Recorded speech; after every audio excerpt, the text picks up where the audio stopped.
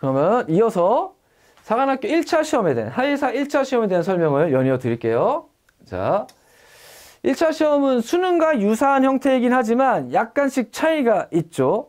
어떤 평가원이 함께 들어가서 출제한다는 면에 있어서는 기존은 동일하나 문장의 어떤 문단의 배열이나 문제의 배열이나 어떤 방향성들이 조금씩 다른 점이 있어요. 사관 기출을 충분히 풀어보면 캐치할 수 있을 것인데, 어쨌든 1차 시험에서 형태상, 내용이 아니라 형태상의 다른 점을 좀 본다면, 일단 가장 다른 건 수학은 비슷해요. 하지만 국어와 영어의 배점과 문항수 자체가 좀 다르다. 국어 영어는 3점짜리 4점짜리 문항으로 배점이 되어 있어요. 2점 3점짜리가 아니라. 게다가 문제의 숫자도 30문항, 45문항이 아니라 30문항으로 줄어 있습니다. 그만큼 시험을 보는 시간도 줄어 있어요. 70분, 80분이 아니라 각각 50분의 시험을 본다. 80분에 45문항, 70분에 45문항이나 50분에 30문항. 비슷할 것 같은데 어쨌든 가장 힘든 점은 시간의 압박이에요. 예전이든 지금이든 국어나 영어는 학생들이 시간의 압박을 많이 느낀다. 시간을 어떻게 세이브하면서 풀지를 연구하는 것이 중요하다라고 보시면 되고요. 수학은 사실 수능과 사실상 거의 똑같습니다. 자, 또 한 가지 차이점은 우리가 국어, 수학, 영어, 탐구, 수능은 이렇게 보는 반면에 사관학교에서는 국어, 영어, 수학 이 순서로 시험을 치르게 돼요. 그리고 끝나는 시간을 보면 1시 반경인데 이건 점심을 먹지 않고 오전에 시험이 끝난다는 얘기입니다. 예전에 국어, 영어 시간이 길었을 때는 점심시간이 있고 오후까지 시험 봤었는데 국어, 영어를 줄이고 오전에 딱 시험이 끝나도록 잘 소팅을 했어요. 자, 이게 형태상에서 보이는 특징들이고, 자, 인문계는 수학을 어떤 과목이든 탐구를 어떤 과목이든 해든 상관없어요. 하지만 자연계는 수학, 미적이나 기하, 과학은 과탐만을 선택해야 합니다. 자, 국어는 화법과 작문이나 언어와 매체는 빠지고 공통만 시험을 보고, 영어는 듣기평가가 빠지고 읽기만 시험을 봐요. 그러니까 얼마나 시간이 모자라겠어요. 듣기평가가 없이 30문항. 게다가 아주 쉬운 뭐 일치불일치 이런 것들이 많이 나오지 않아요. 그렇기 때문에 시간 확보에 어려움을 겪을 것이다. 자, 이것이 형태상에서 보이는 1차 시험의 특징입니다. 자, 그 밖에, 자, 1차 시험 선발 배수가 요번에 좀 변화했어요. 빨갛게 써놨는데, 회사에서 작년에 남자 4배수, 여자 8배수를 뽑았던 걸 올해는 남자 5배수, 여자 8배수, 남자의 배수를 5배수로 늘리겠다라고 발표를 했어요. 자, 이거는 몇 가지 우리가 좀 생각해 볼 건덕지들이 좀, 거리들이 좀 있는데, 일단 배수의 변화가 있었다는 건 문제가 좀 있었다는 거예요. 저희가 좀 아름아름 알아본 바에 의하면 해군사관학교에서 작년에 특히나 남자 인문계를 충원하는 데 있어서 조금 간당간당했다, 좀 어려움이 있었다, 이렇게 느낀 것 같아요. 그래서 그러면 배수를 좀 확충해야지 이렇게 생각을 한 것 같아요. 자, 그래서 배수를 확충함으로써 일단은 인원수, 뽑는 인원수 캐파이 풀을 좀 제대로 가져가고 싶다, 좀 너무 간당간당하게 가져가고 싶지 않다라고 하는 게 첫 번째 요인인 것 같고, 그럼으로써 어차피 1차 성적의 성적대는 일정한 시점을 컷 라인을 기점으로 굉장히 밀집돼서 모아지는 형태가 되거든요. 근데 그 안에서 한 배수를 더 늘려줬으니까 비슷한 성적대이지만 기회를 갖지 못했던, 그 중에서 적성이 뛰어날 수 있었던 친구들이 있을 수도 있는데 그 친구들에게도 조금 더 기회를 주고 싶다, 이러한 요인도 요 안에 포함된 것이 아닌가라는 생각이 좀 듭니다. 어쨌든 1차 시험에 배수가 늘어났다는 건 1차 시험을 보는 학생의 입장에서는 기회를 가질 수 있는 확률이 늘어난 거니까 나쁘지는 않다고 생각이 돼요. 하지만 해군사관학교의 입장에서 이게 과연 좋았을까라고 하는 건, 아무래도 배수가 늘어난 만큼 1차 시험의 컷은 어떤 확률이 높다? 떨어질 수 있는 확률이 높을 수밖에 없을 것 같아요. 그러면 컷이 떨어진다는 건 학생의 입장에서는 접근성이 높아지니까 아주 좋을 수 있지만, 학교의 입장에서는 아무래도 어떤 학교의 위상이나 급에 상처가 될 수도 있기 때문에 그런 면에서는 좀 안 좋을 수도 있을 것 같아요. 어쨌든 요 사관학교라고 하는 건 일반 사립학교가 아니라 국가기관이기 때문에 그런 건 별로 개의치 않겠다라는 생각일 수도 있겠죠. 어쨌든 남자의 배수가 5배수로 늘었다라고 하는 게 올해 가장 큰 특징 중에 하나라고 보시면 됩니다. 자, 아까 쌤이 희망을 주겠다고 했는데 여기에 희망이 있어요. 아까 사관학교의 경쟁률, 회사의 경쟁률 20대 1, 30대 1을 왔다 갔다 하는데 그럼 실제로 1차 시험의 경쟁률도 그러하냐? 사실 그렇지 않다는 거죠. 자, 전체가 아니라 2018년부터 뽑아왔는데 자, 총 지원수 대비 1차의 실질 경쟁률은 학생들이 많이 몰렸던 18, 19년에 8대 1 정도였어요. 그리고 나서 학생들이 좀 격감했던 그 시기에는 4대 1 정도로 지금 형성되고 있는 걸 볼 수 있습니다. 즉 20대 1, 18대 1이 아니라 사실 1차의 통과의 경쟁률은 4대 1이다. 4명만 이기면 된다.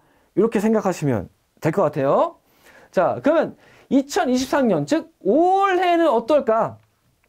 아까도 말씀드렸듯이 지원자가 많이 늘 수 있는 요인은 별로 없는 것 같아요. 학생 수도 줄고 사관학교에 대한 어떤 지명도도 조금씩 줄고 있는 게 추세이기 때문에 특히나 공무원 월급이 어떤 애 저떤 애 하면서 지금 공무원도 지금 많이 경쟁률이 줄고 있잖아요. 군인 월급이 어떤 애 저떤 애 하면서 그런 얘기들도 막 나오고 있는 상황이라서 지금은 사관학교들에게 좋은 시대는 아니에요, 사실은. 그래서 경쟁률이 훨씬 지원자 수가 많이 늘 거라고 예측할 수는 없지만 아까 얘기했듯이 만약에 1차 시험을 수능의 예비 시험으로 보는 친구들이 좀 는다면 그럼 작년에 비슷하게 가거나 아니면 좀 줄거나 이 정도 될 것 같아요. 대략 쌤이 그냥 2,800명 정도로 계산을 해봤을 때 올해 1차 합격생 수가 늘어요. 829명으로 늘어난 만큼 그에 대한 실질 경쟁률도 줄 것이다. 그럼 한 3대 1 정도가 되지 않을까라고 예측이 돼요. 희망이 되죠. 해군사관학교 지망하는 친구들 작년에 4명 이겨야 됐던 거 올해 3명을 이기면 나 붙을 수 있다. 이렇게 생각해도 좋을 것 같아요. 자, 1차 시험의 경쟁률을 그러하고 그럼 우선 선발 1차 시험에 통과하고 나서 우선 선발했을 때 경쟁률은 얼마냐? 자, 22학년도 5대1, 24학년도 7대1 추정치입니다. 2024학년도 6대1 우선 선발 경쟁률은 늘겠네요. 왜? 선발된 인원이 많으니까. 어쨌든 5대1 내지 6대1 정도가 우선 선발의 어떤 경쟁률이라고 보시면 될 것 같아요. 실질적인 경쟁률은 4대1이다. 우선 선발의 실질 경쟁률은 5, 6대1이다. 이 정도로 판단하시면 될 것 같습니다. 자, 가장 중요한 유의사항 중에 하나를 뽑았는데 두 번째. 자, 사관학교별로 1차 시험에 합격을 하든 2차에 합격을 하든 중간중간에 우리 사관학교에 계속 지망을 할 거야를 확인시키는 시간들이 있어요. 2차에 응시하겠습니다. 이걸 확인하세요. 혹은 종합전형에 응시하겠습니다. 이걸 확인하세요. 이런 시기들이 있는데 그때 그걸 놓치지 말고 확인을 잘 해야 돼요. 이거 확인 안 해서 그냥 너 우리 안 올 거라 그랬잖아 하고 떨어지는 친구들도 간혹 발생하기도 해요. 그러니까 그때 1차 시험 성적 발표든 1차 시험 학불 발표든 자기 성적이 아무리 높아서 합격을 합불 발표 볼 필요 없다 할지라도 그거 가서 한번 봐주고 체크해 줘야 돼요. 이거 반드시 강조하고. 자, 그럼 이건 비공개 자료긴 한데 1차 시험의 평균 성적이나 컷에 대한 얘기들을 살짝 해볼게요. 자, 사관학교에서는 절대 입시 결과 발표하지 않습니다. 아름아름 어떤 국회의원들이 어떤 사관학교 요구에서 발표한 자료나 아니면 국가기관에서 아름아름 나온 자료들을 가지고 좀 추정을 해보자면 2020년을 기점으로 해서 아까 말씀드린 상승과 하강 추세가 뚜렷이 나타나고 있어요.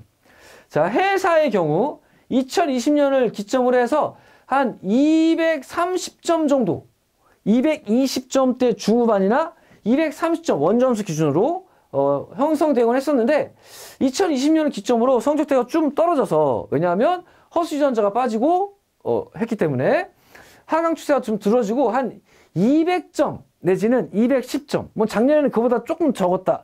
우리가 볼 수 있는 어떤 캐파들 속에서 확인되는 어떤 애들의 성적상에서는 그보다 좀 적긴 했지만 일반화시켜서 얘기한다고 하면 200점에서 210점 사이 정도를 맞으면 충분히 합격할 수 있다. 이렇게 봐도 되지 않겠느냐. 그 정도면 300점 만점 중에서 할 만한 게임 아니냐. 경쟁률도 떨어지고 있고 1차 시험 평균도 할 만한 게임이 아니냐. 이런 생각이 좀 듭니다. 다만 표준 점수로 활용하기 때문에 자신보다 성적이 낮은 애가 1차에 붙고 자신은 떨어지기도 하고 반대의 경우도 일어나기도 하고 표준 점수의 환원은 어려운 과목을 잘 본 친구들이 잘 보게 되어 있죠. 그렇죠?